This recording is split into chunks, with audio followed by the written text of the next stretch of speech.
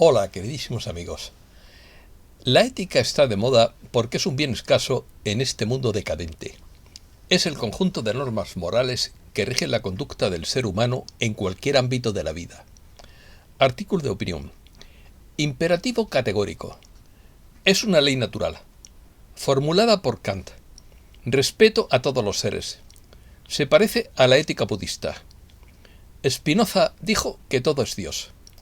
Aplica la compasión y la bondad. 3 bancos más colapsan en bolsa. Estamos en el precipicio del gran cambio. La mitad de los bancos podría ser insolvente. La destrucción de pantanos agrava la sequía. Comenzamos. Obra de tal modo que tus actos se puedan elevar a norma de conducta universal, siempre y cuando utilices a la humanidad como un fin y no como un medio. Este es el famoso axioma postulado por el imperativo categórico del filósofo alemán Immanuel Kant, que se encuentra en su obra Fundamentación de la metafísica de las costumbres de 1785. Según Kant, el imperativo categórico es una ley moral que es necesaria y aplicable a todos los seres racionales, independientemente de sus deseos o intereses personales. Este filósofo se adelantó en muchos temas que hoy se consideran normales, pero que en su época eran una auténtica locura.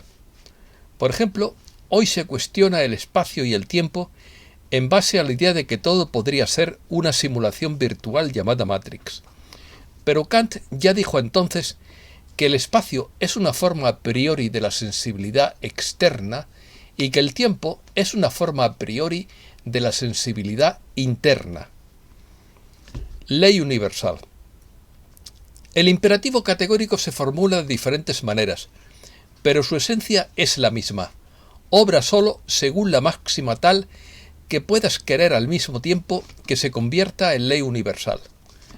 Esto significa que una acción solo sería moralmente correcta si se puede considerar como ley universal para todos los seres. Kant creía que el imperativo categórico es una base sólida para la ética, porque no depende de las consecuencias de una acción o de las emociones o deseos personales de un individuo. En cambio, se basa en la razón y en la universalidad de la moralidad, lo que permite una ética objetiva y universalmente aplicable.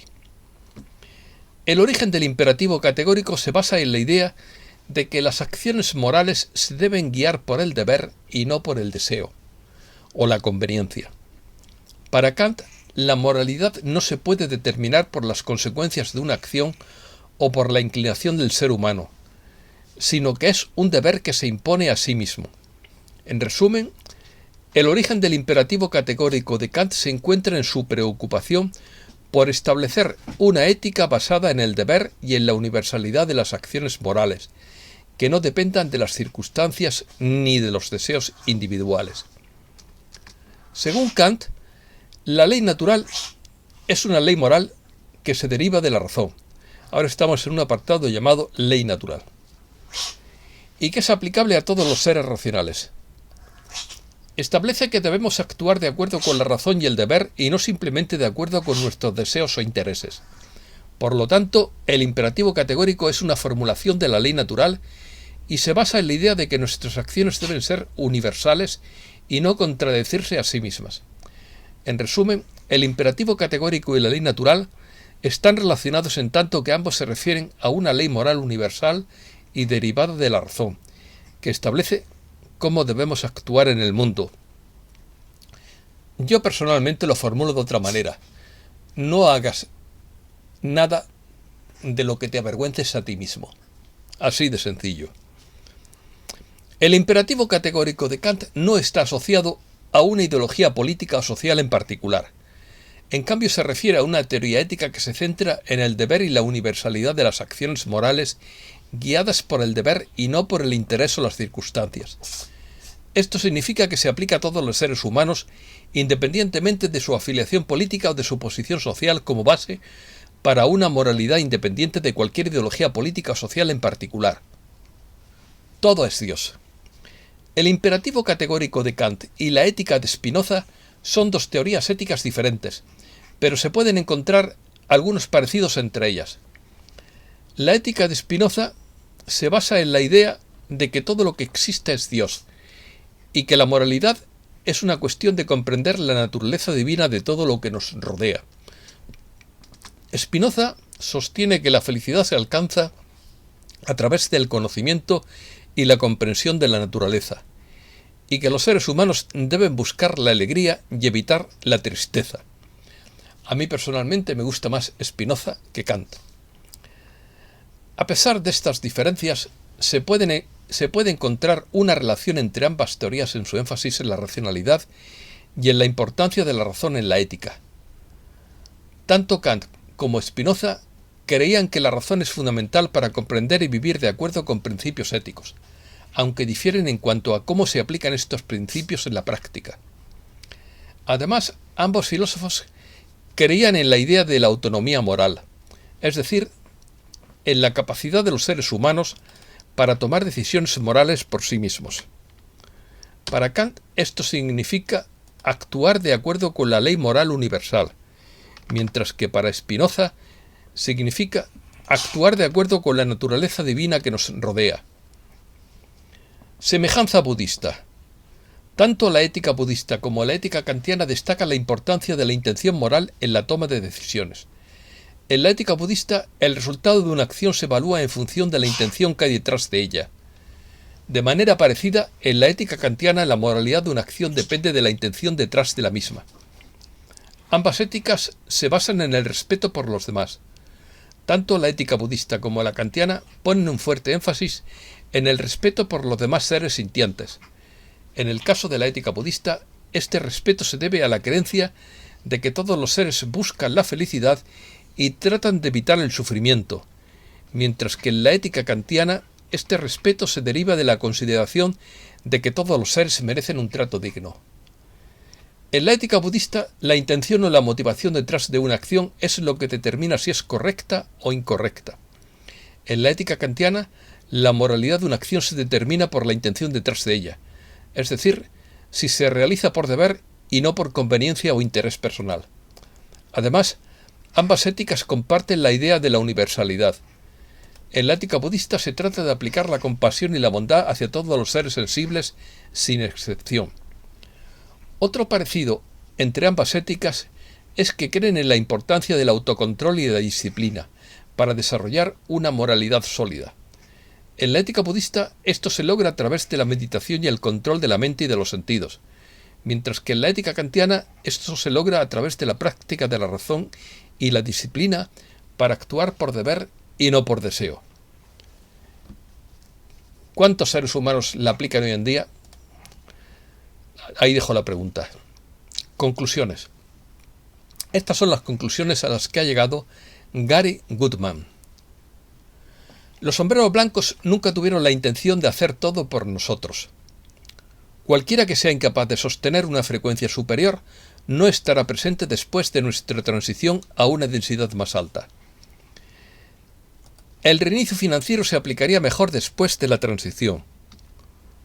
La velocidad más rápida alcanzable en el universo es la velocidad del pensamiento.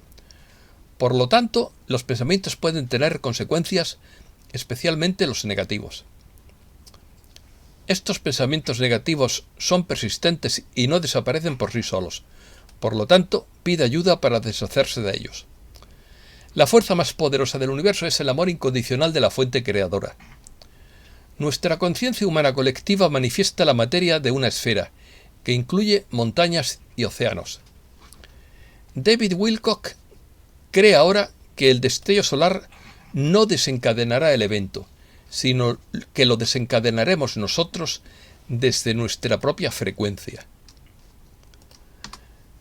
Estamos justo en el precipicio del gran cambio. Esto requiere que elevemos nuestra frecuencia lo más alto que podamos para sobrevivir en una densidad superior.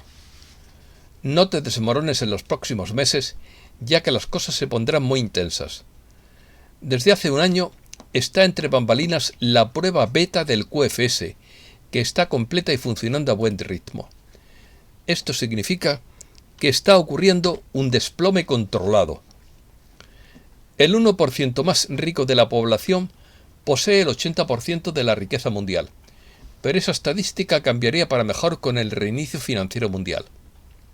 Según Randra, la única forma en que podemos asegurarnos de que suceda es si nos hacemos cargo y tomamos la responsabilidad de hacer que suceda. Estamos esperando a que la coalición asuma su responsabilidad para hacerlo realidad, pero esta espera a que nosotros asumamos nuestra propia responsabilidad para hacerlo realidad, o sea, que nos devuelven la pelota. Economía. Las acciones se hunden a causa de la quiebra de los bancos. El temor a una crisis bancaria vuelve a tomar la bolsa de Nueva York. La Fed revisará los tipos tras el segundo mayor colapso bancario. 3 bancos más colapsan en la bolsa de valores a medida que se extiende el desplome, según Mike Adams. Los bancos centrales están comprando oro a un ritmo récord. Y justo ahora 3 bancos más se detuvieron en la bolsa de valores, cuando los precios de sus acciones colapsaron. Estos 3 bancos son PacWest Bancorp, Western Alliance y Metropolitan Bank. Más quiebras bancarias serían inminentes. Las monedas fiduciarias se están derrumbando por diseño. La mitad de los bancos serían potencialmente insolventes. El BCE dice que los bancos de la zona euro redujeron el crédito más de lo esperado. El colapso bancario de 2023 es más grande que el de 2008, según Michael Snyder. Se estabiliza el petróleo después de caer un 5%. El sistema económico está en proceso de reestructuración, según el informe X22. El foro de Davos espera una inflación alta en Estados Unidos y Europa este año. Gregory Mannarino cree que el sistema bancario está mucho peor de lo que pensamos. Siempre tan optimista el señor Mannarino. Se avecina un default en Estados Unidos. Canadá y México serían los primeros afectados. Charlie Munger dice que la mayoría de los administradores de fondos son poco más que adivinos o astrólogos, como para fiarse de ellos. El 70% de los estadounidenses se ve afectado por la inflación y más de la mitad tiene problemas para llegar a fin de mes. El creador ha prometido que liberará su abundancia infinita a sus hijos, pero el problema es que las personas a cargo no lo hacen todavía. China. Los grandes grupos chinos eluden impuestos con paraísos fiscales. China podría dejar de necesitar la tecnología occidental. El FMI dice que China está cambiando la reestructuración de la deuda. 89 países se lanzan a la desdolarización. Más de 20 países vendieron sus bonos del tesoro. La mitad de ellos son aliados de Estados Unidos. China ha firmado acuerdos para usar el yuan en transacciones de petróleo y gas con países como Francia, Brasil y Arabia Saudita. España. La mitad de la población española llega con dificultad a final de mes. España pierde 5 puntos de renta frente a Europa este lustro. La renta per cápita de los españoles es un 15% inferior a la media europea. La demolición de pantanos agrava la sequía en España.